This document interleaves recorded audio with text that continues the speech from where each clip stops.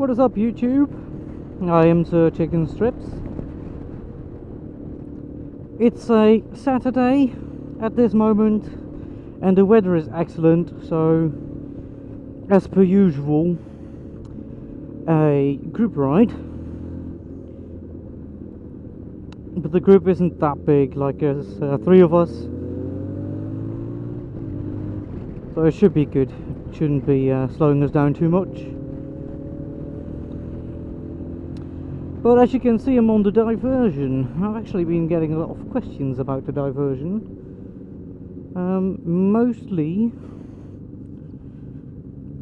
because, you know, a few people have seen the bikes, like the works, and seen the garage, and they were like, if you've got all this, you know, why ride this?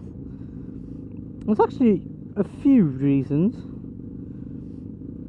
And let's just firstly say that the Kawasaki, for example, is superb in many ways, better than the Diversion. It's more fun to ride, the suspension is better, the brakes are better, it's a lot better at high speed, the wind deflector, the windscreen is better, it's generally a lot more torquey, so I can ride more relaxedly. It's better maintained, it looks better, and I really like riding it, don't get me wrong, but this machine is amazing, and it's amazing for entirely different reasons. It's amazing because I got it for 250 euros. It's amazing because the parts it uses are so cheap. It's so cheap to maintain. The mileage is better, and it's old. It's not the Kawasaki, so I don't mind scratches as much. I don't mind that it's dirty as much. I don't mind that it starts making weird noises because I've already put in 60,000 kilometers on it. So I mostly ride the Diversion all the time, so I can save the Kawasaki, so I don't have to use it all the time, so I can choose the weather conditions in which I ride it, so I can choose how much I ride it.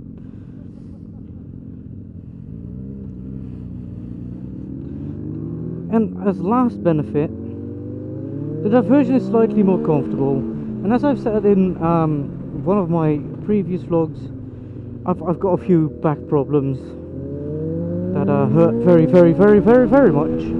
So much so, like, it's an incapacitating pain. And on the Kawasaki, it's a very sporty seating position, let's be honest. Whereas the Diversion is actually, for a sport tour, I'm almost straight up. Right? So there's no weight on my wrists. My back is almost straight up. It's generally more comfortable, and that's why the Diversion is also a very good substitute for the Kawasaki. As for enduro bikes, I know there's like supermotos and people generally use them on roads, but I hate them on the highway. And for my job and for my own company, I do a lot of riding on the highway, and it's a lot more comfortable on the Kawasaki or the Diversion than it is in the Simo, on the enduro, I mean. So yeah, it's not that, you know, oh, I ride a Diversion because it's so much better. No, that's not it. It's mostly just more comfortable, and with friends you can have just as much fun. Just a bit of power I'm lacking, I guess, on the straights. And I mean, I have been wondering whether or not I should get a BMW touring bike, like a K100 or something. But the problem with that is that parts become more expensive. Maintenance might become more expensive.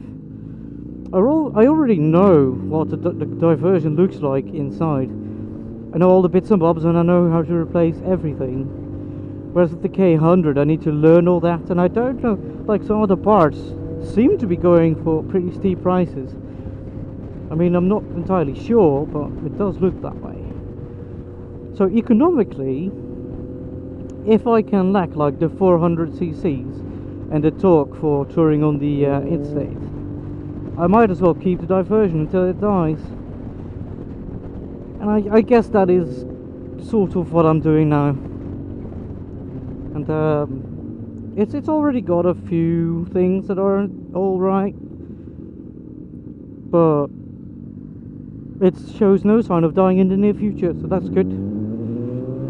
Yeah, that is basically why I ride the Diversion. And for some people this might have all sounded very logical, and for others it might have been a bit odd. But yeah, that's I ain't got no sports bike, yo.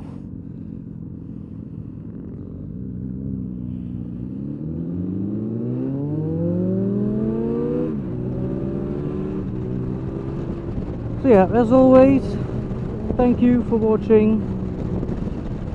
If you have any other questions you'd like me to address in the vlog, feel free to post them underneath.